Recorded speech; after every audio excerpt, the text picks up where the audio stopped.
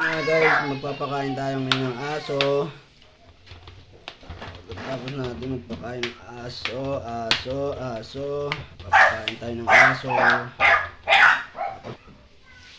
Kinamay ko na nga kasi hindi madurog ng sandok. Yan.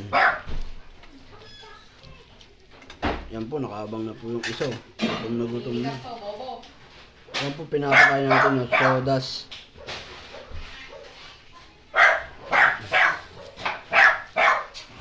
At syempre yan, nakahanda na yan. Tapos papakain natin ang aso yan. Nagtatahulan na po yan. Ready na daw siya kumain. Yan. Hop. Siyempre, hindi natin makakahuli yan.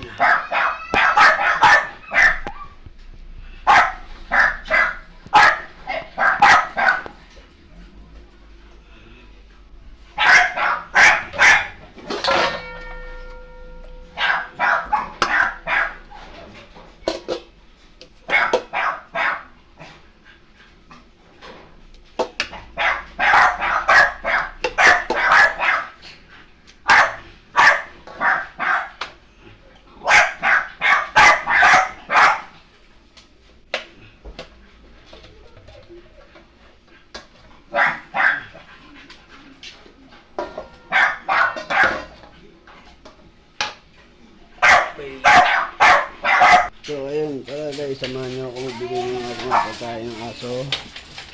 Ayan po, kain na po siya. Ako po, kain na rin po siya.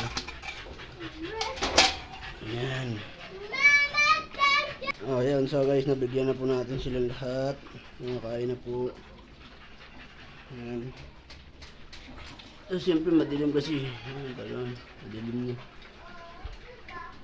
Ngayon, ito naman po asikasuhin natin para sa mga Shih-Tzu.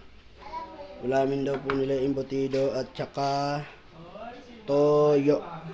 So, mamaya na lang po guys. Yun lang. Salamat. So, supportan na lang po. And pa-subscribe na lang din po.